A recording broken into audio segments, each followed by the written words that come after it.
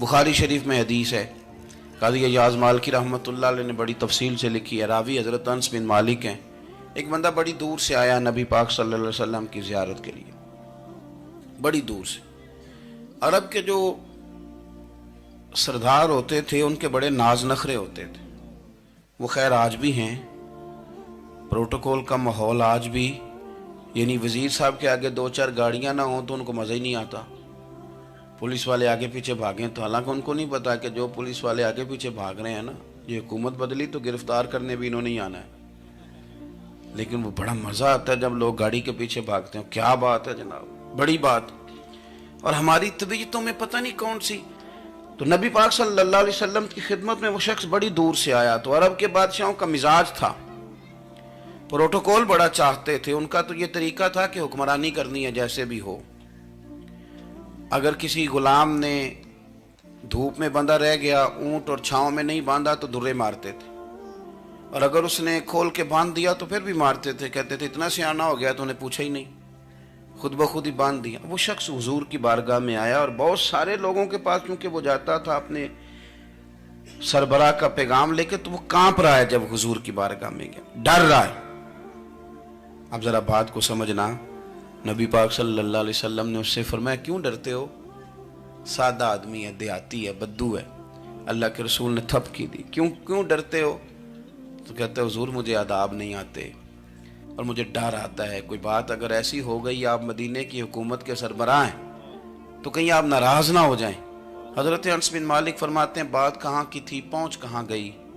جب اس نے یہ کہا نا کہ آپ تو حکومت کے سربراہ ہیں، کہیں کوئی غلطی نہ مجھ سے ہو جائے، تو نبی پاک کی آنکھوں میں آنسو آ گئے، حضور رونے لگے، اور نبی پاک صلی اللہ علیہ وسلم فرمانے لگے نہ بھائی، تو کسی حکومت کے سربراہ کے پاس نہیں آیا، نہ تو اس بیٹے کے پاس آیا ہے جس کی ماں گوشت کے خشک ٹکڑے کھا کے بھی گزارا کر لے گی۔ میں تو ایک غریب ماں کا بیٹا ہوں۔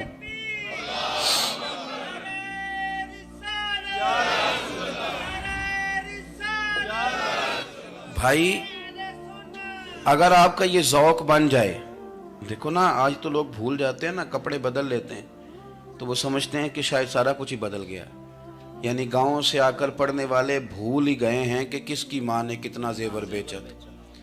لوگ بھول جاتے ہیں چیزوں کو، اپنے ماضی کو یاد رکھیں، آپ لوگوں کے ساتھ پیار کریں، آپ لوگوں کو موقع دیں، آپ تھوڑی سی اور کوشش کریں اس شخص تک جانے کی جو آپ کو مایوس نظر آ رہا ہے، پریشان نظر آ رہا ہے۔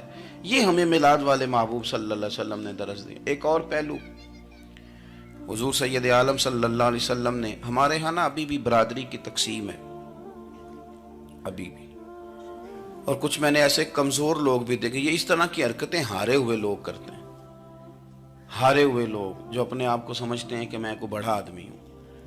بڑا آدمی تو اپنے اخلاق سے ہوتا ہے، اپنے کردار سے ہوتا ہے، اپنی سخاوت سے ہوتا ہے، لوگوں سے پیار کرنے سے ہوتا ہے۔ باقی یہ کہ بیٹھ کے کہانی سنانا کہ میں بڑا کچھ کرتا ہوں، تو جو کچھ کرتا ہوتا ہے اسے سنانے کی کوئی ضرورت ہے؟ ایک اور بہت سارے لوگ آپ تعزیت کرنے جائیں نا والد کے انتقال کے بعد، تو ان بیچاروں کو بتانا پڑتا ہے کہ ابا جی میرے بغیر دوائی نہیں کھاتے تھے۔ تو میں کہتا ہوں اگر تیرے بغیر نہیں کھاتے تھے پھر بتانے کی ضرورت نہیں، پھر تو سارے گاؤں کو پتا ہوگا کہ تیرے بغیر نہیں کھاتے تھے۔ اور اگر کوئی دال میں کالا ہے تو پھر تیری وضاحت کوئی بندہ قبول نہیں کرے گا، تو آپ کو بتانا کیوں پڑ رہا ہے؟ اور آپ بار بار اس بات کا ذکر کیوں کر رہے ہیں کہ ہم بہت بڑے قبیلے کے ہیں؟ صاحب اگر آپ بڑے قبیلے کے ہیں تو پتہ ہوگا سارے علاقے کو آپ کتنا لوگوں کا خیال کرتے ہیں، آپ کس قدر محبت کرتے ہیں، آپ کا انداز کریمانہ کس طرح کا، پھر آپ کو بتانے کی کوئی ضرورت نہیں ہوتی، پھر خود بخود خبر ہوتی ہے۔ حضرت سیدنا ابو ذر غفاری رضی اللہ تعالیٰ عنہ، قبیلہ بنو غفار ایک بڑی شاخ تھی قبیلوں میں سے، جو لوگ اس زمانے میں مالدار قبیلوں سے تعلق رکھتے تھے ان میں سے ایک بڑا نام تھا۔ ساری زندگی چودراہٹ کی، لیکن میلاد ایک انقلاب کا نام ہے۔ میں میلاد منانے والے دوستوں سے گزارش کرتا ہوں کہ آپ ہر سال میلاد منائیں، اور ہر سال میلاد کے بعد آپ تھوڑے بدل بھی جائیں، یعنی تھوڑے سے بدل جائیں۔ کچھ لوگ کہیں یار یہ داڑھی میں نے نا 12 ربیع الاول والے دن رکھی تھی، یہ میری میلاد والی داڑھی ہے، اور داڑھی رکھیں بھی نبی پاک کی مرضی کی۔ کس کی مرضی کی؟ نہ ناراض ہو جائے جی میں ٹور چلا، بس کس مرضی کی جی؟ اپنی مرضی کے نہیں۔ दाढ़ी का वजन को नहीं होता कि पूरी मुट्ठी रखेंगे तो आपको कोई दिक्कत होगी, कोई वजन नहीं, पूरी रखें। जो हुजूर का तरीका है मुबारक है, जो हमें मिलता है, उस पर आप तवज्जो फरमाएं। तो मैं जो बात अर्ज करने जा रहा हूं वो मिलाद इनकलाब है। हुजूर सैयद आलम सल्लल्लाहु अलैहि वसल्लम की बारगाह में आने से पहले लोग कुछ और होते थे, और यहां से होके जाते थे तो फिर उनमें तब्दीली आती थी। मैं सारा दिन करामतें सुनाऊं ना किसी को अपने पीर साहब की, और अपने घर में भी कि मेरे हजरत बड़े, मेरे उस्ताद बड़े, लेकिन बीवी के साथ अगर मैं तुर्श लहजे में बात करूंगा तो वो कहेगी ऐ सिखाते ने तेनू पीर साहब। दोस्त कहेंगे ये सिखाते हैं आप। तो आपकी कहानियां नहीं चलती, आपका किरदार चलता है। हजरत अबू ज़र गिफारी रदी अल्लाह तआला अन्हु फरमाते हैं, चूंकि मैं चौधरी था, सैयदना बिलाल हबशी रदी अल्लाह तआला अन्हु के पास में बैठा था। किसी बात में बात आगे बढ़ी और बढ़ते बढ़ते बात शकरंजी तक चली गई। राय के इख्तलाफ ने बातों में तलखी पैदा कर दी, और जब थोड़े लफ्ज और तेज हुए तो मैंने उन्हें कह दिया, चुप कर, तू तो अबशन का बेटा है। किसके बेटे थे हजरत बिलाल? कहते हैं जब उन्होंने मुझे कहा तो मेरा दिल बड़ा टूटा, लेकिन मैंने इरादा किया कि मैंने हुजूर की बारगाह में नहीं अर्ज करनी। अब हर बात की हम हुजूर की बारगाह में शिकायत करें।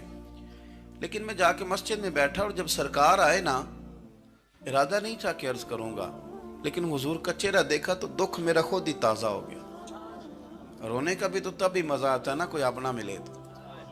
फरमाते हैं कि मेरे आंसू ना बगैर इख्तियार के छलक पड़े, और मैं खुल के रोए, खुल के। कुर्बान जाऊं महबूब के भी हुजूर ने पास नहीं बुलाया, बल्कि नबी पाक उठ के खुद मेरे पास आए और मुझे कंधों से पकड़ के सीने से लगाया। और जब मैं खुल के रो लिया तो हुजूर मेरे आंसू पूछने लगे। कुछ शेर ऐसे होते हैं जो किसी ने कहे होते हैं, और कहने वाला जो होता है वो साहिब हाल होता है, तो उसमें कुछ खूबसूरती ज़्यादा ही हो जाती है। एक पंजाबी के शायर हमारे गुजरात में गुजरे, बुजुर्ग थे, उनका एक शेर है, वो कहते हैं, एक बारी मेरी आँखियाँ चों ਉਹਨਾਂ ਨੇ अथरू पूंजे सन। एक बारी मेरियां अखियां चों ਉਹਨਾਂ ਨੇ अथरू पूंजे सन, हुण ते चस्का पै गया रोने दा। एक बारी मेरियां अखियां चों ਉਹਨਾਂ ने अथरू पूंजे सन, हुण ते चस्का पै गया रोने दा, ते हर वेले आहो जारी दा। तो मैं रोज रोने लगा हूं, मजा ही बड़ा आया है जब से महबूब ने चुप कराना शुरू किया। मेरे अजीज, और फिर हजरत बिलाल हबशी रदी अल्लाह तआला अन्हु चूंकि हुजूर के गुलाम थे, और उन्हें पता था कि सरकार मेरी नाज बर्दारी करते हैं। हुजूर ने चुप कराया। फरमाया क्यों रोते हो?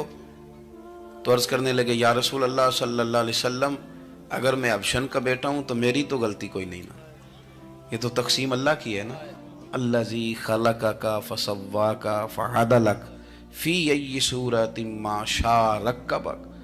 जिस तरह वो चाहता है, जिसको चाहता है उस तरह की उसकी सूरत बना देता है।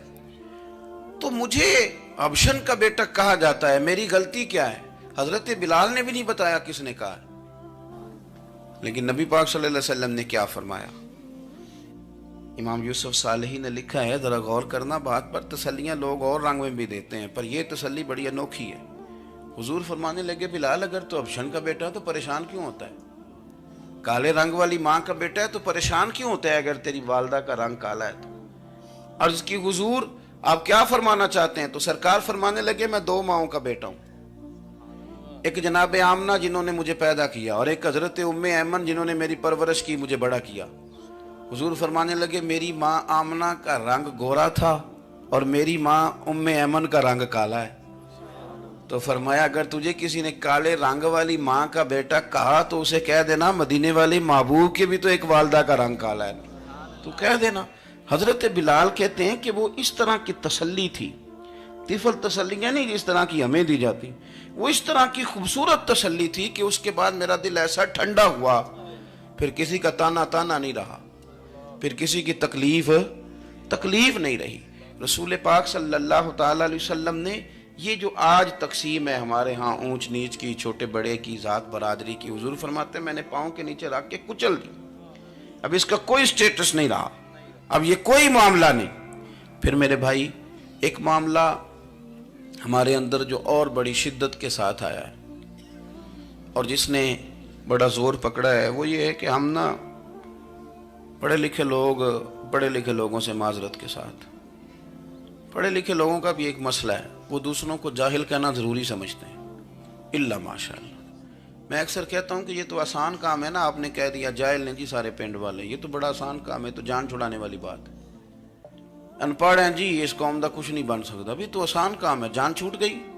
میں بھی کھڑا ہوتا ہوں نماز جنازہ کی امامت کرنے کے لیے، کبھی تو کہہ دیتا ہوں کہ جناب آج لوگوں کو نماز جنازہ کی دعا نہیں آتی، تو سوچتا ہوں کہ اگر کسی نے کھڑا کر کے پوچھ لیا کہ آپ نے کتنے لوگوں کو یاد کرائی ہے، ہم نے کبھی کہا کہ آؤ بیٹھو یاد کراؤں، تو اس کا جواب کیا ہے؟ تنقید کرنا آسان کام ہے اور تعمیر کرنا یہ مشکل مرحلہ ہے۔ عزیز دوست، ہمارے ہاں نا ان پڑھ بندے کے ساتھ اور اس بندے کے ساتھ جس کی سوچیں محدود ہیں، ہمارا رویہ اتنا تلخ ہوتا ہے۔ بھائی مزہ تو تب آتا ہے نا جب آپ کو، کچھ لوگ کہتے ہیں میں اچھے کے ساتھ اچھا ہوں، تو اچھے کے ساتھ تو ساری دنیا اچھی ہوتی ہے، آپ نے اس میں کیا کمال کیا؟